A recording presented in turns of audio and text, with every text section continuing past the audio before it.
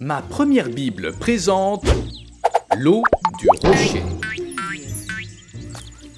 Les Israélites continuaient à errer dans le désert, et pendant qu'ils erraient, beaucoup de temps passa. Les 40 ans étaient presque accomplis. La génération sortie d'Égypte était déjà âgée, et les enfants étaient devenus de jeunes adultes. Mon Dieu! Pendant tout ce temps, ils traversèrent de nombreuses terres. La communauté d'Israël arriva au désert de Tsin et campa à Kadès. C'est là que Myriam, la sœur de Moïse et d'Aaron, mourut et fut enterrée. Comme il y avait une grande pénurie d'eau, les Israélites se révoltèrent encore contre Moïse et Aaron et se plaignirent d'eux. « Si seulement Dieu nous avait laissés mourir dans le désert avec nos frères! Pourquoi nous as-tu amenés dans ce désert pour mourir ici avec notre bétail?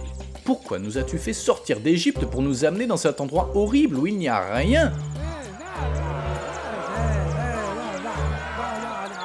Moïse et Aaron allèrent à l'entrée du tabernacle et se prosternèrent face contre terre pour demander de l'aide à Dieu.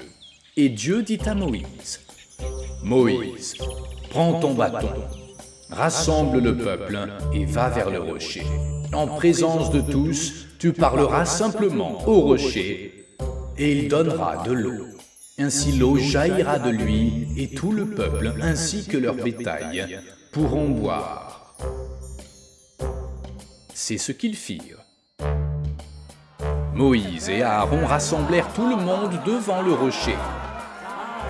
Moïse, très âgé et fatigué des plaintes du peuple, leur dit « Écoutez, rebelles, faut-il que nous fassions sortir de l'eau de ce rocher pour vous ?» Alors Moïse, en colère, leva son bâton et frappa le rocher 2 fois. L'eau jaillit en abondance et tous burent. Dieu dit à Moïse et à Aaron, « Pourquoi m'avez-vous désobéi? Je vous avais demandé seulement de parler au rocher.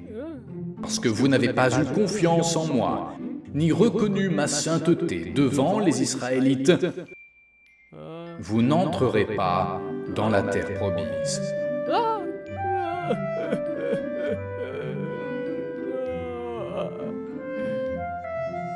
Ces eaux furent appelées les eaux de Mériba, car c'est là que les Israélites se disputèrent avec Dieu et où il manifesta sa sainteté. Le peuple continua à avancer depuis Kadès. Les Israélites voulurent passer par le royaume d'Édom. Édom était le royaume des descendants d'Ésaü, le frère de Jacob. Ils étaient donc tous de la même famille. Moïse envoya un message au roi d'Édom pour lui demander de les laisser traverser ses terres. Le message disait « Laisse-nous passer par la route principale. Nous n'entrerons dans aucun champ ni vignoble et nous ne boirons l'eau d'aucun puits. Nous suivrons seulement la route principale jusqu'à ce que nous sortions de ton territoire. » Mais le roi d'Édom répondit « N'essayez même pas de traverser mes terres, sinon je sortirai avec mon armée et je vous attaquerai. » Mais Moïse insista encore. « Nous ne ferons que passer par la route principale. Si quelqu'un de nous boit de ton eau, nous te la paierons. » Mais le roi fut catégorique. « Vous ne passerez pas par ici. » Alors le peuple d'Israël fit un détour et arriva au mont Hor, près de la frontière d'Édom. Là, Dieu dit à Moïse et à Aaron, « Bientôt Aaron quittera ce monde, et il n'entrera pas dans la terre promise. Prends Aaron et son fils et monte au mont Hor. Là, tu retireras à Aaron ses vêtements sacerdotaux et tu les mettras sur son fils Éléazar, car là, Aaron rejoindra ses ancêtres. »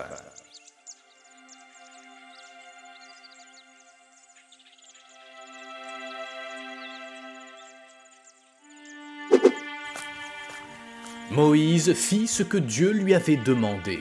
Là, au sommet de la montagne, à l'âge de 123 ans, Aaron mourut, le frère de Moïse. Et il fut enterré sur place.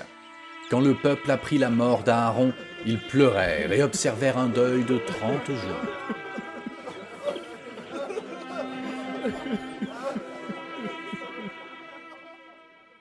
Les Israélites quittèrent le mont Hor, contournant le territoire d'Édom. En chemin, bien qu'il ne restât que peu de temps avant la fin des 40 ans de châtiment, le peuple recommença à se plaindre et parla contre Dieu et contre Moïse. « Pourquoi nous avez-vous fait sortir d'Égypte pour mourir dans ce désert ?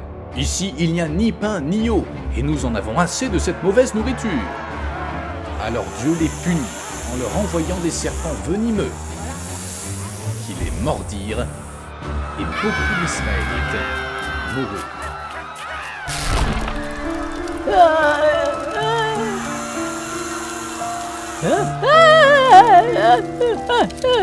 Non, non.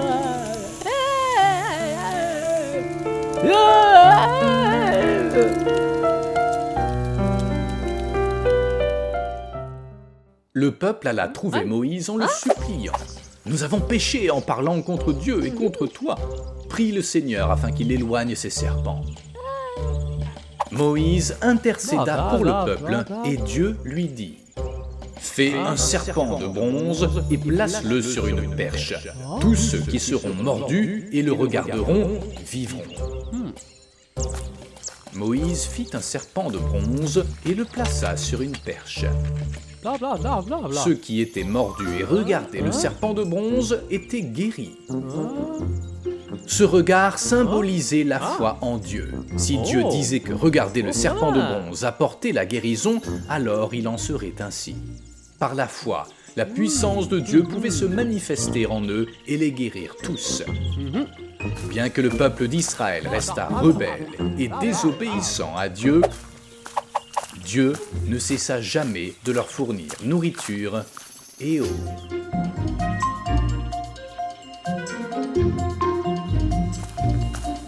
Abonne-toi et partage.